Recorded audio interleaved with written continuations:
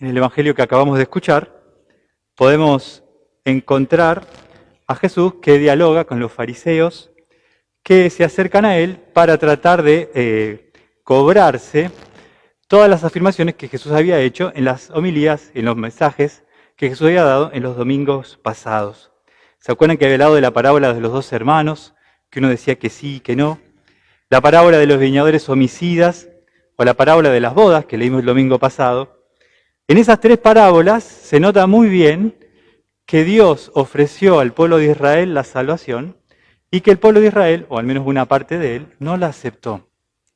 Entonces Jesús está mostrando que como el pueblo de Israel no acepta la salvación que Dios ofrece, Dios le va a dar esa salvación a otro pueblo, a un pueblo que va a venir de lejos, a uno que de entrada no tenían derecho, los buenos y malos, como decía el domingo pasado de la parábola.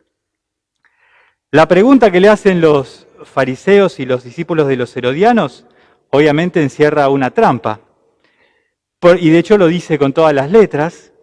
Y Jesús se da cuenta, de hecho les va a decir hipócritas cuando les responde. Se da cuenta cuál es su intención. Y a Jesús intentan como primero sobarle el lomo, tratar de mostrarle que perciben su mensaje, y le hacen como un reconocimiento muy interesante. Le dice: sabemos que enseñas con fidelidad el camino de Dios y no te fijas en la condición de las personas. Fíjense en qué interesante característica percibieron los fariseos de Jesús, que no mira la condición de las personas, que para Jesús todos somos iguales. Y esto es parte del mensaje que pues al final quiero tratar de recuperar. La pregunta con la que tratan de engañarlo es si está permitido pagar el impuesto al César. Los judíos pagaban un impuesto al imperio. Ese impuesto se pagaba con monedas de denominación romana que tenían la imagen del emperador.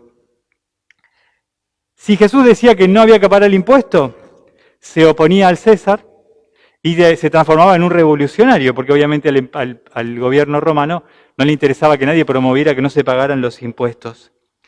Pero si decía que sí había que pagar los impuestos, quedaba bien con los romanos, pero mal con los judíos, porque los judíos no los querían a los romanos, y porque para un judío la única autoridad era Dios. Además, los romanos al emperador le daban una figura divina. Entonces, pagar el impuesto con la moneda del imperio era un modo de reconocer la divinidad también del emperador, cosa que para un judío era impensada. Por eso Jesús va a dar esta respuesta tan compleja.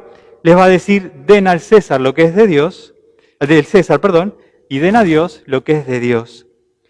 Esta respuesta muchas veces se ha interpretado como un modo de decir, bueno, separemos los tantos, una cosa son las cosas religiosas, otra cosa las cosas del mundo y listo, y no tiene nada que ver, y vivamos como con esta dicotomía.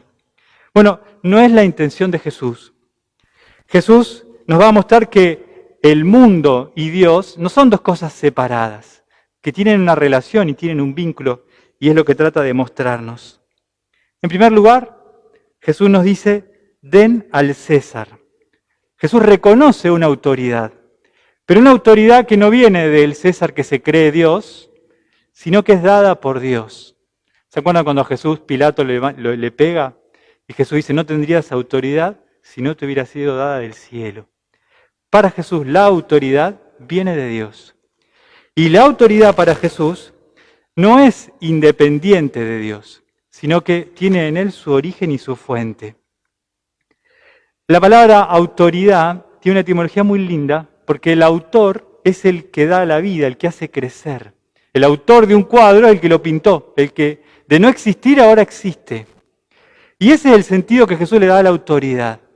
El autor es el que hace crecer, no el que se impone, no el que extorsiona, no el que saca su propio beneficio sobre la gente.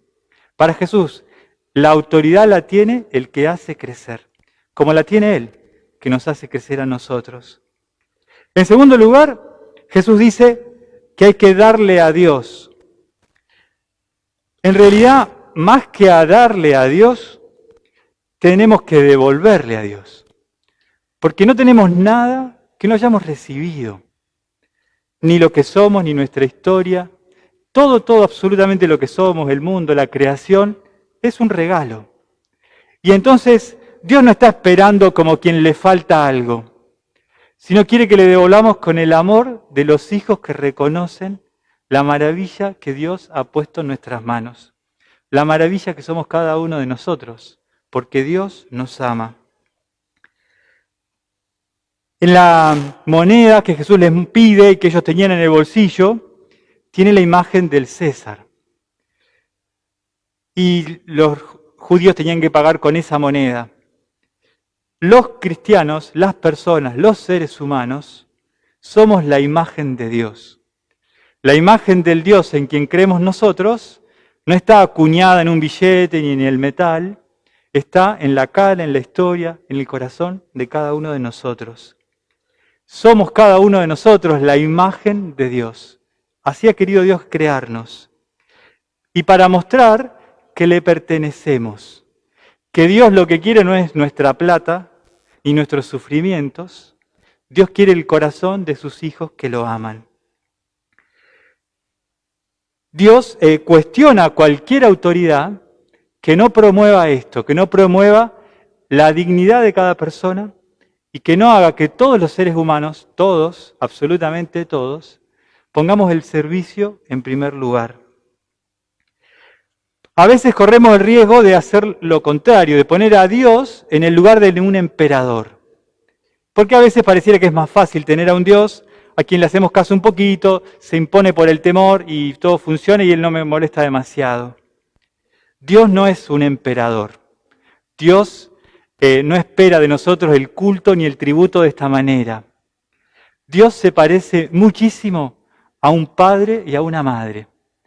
Hablan más de Dios las madres y los padres que con amor dan la vida por sus hijos, que a veces los emperadores o las autoridades que buscan servirse y no servir a los demás.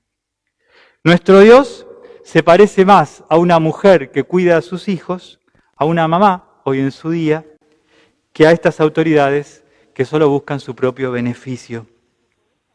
Vuelvo a lo que dije al comienzo de esa frase que le dicen a Jesús, tú no haces acepción de personas.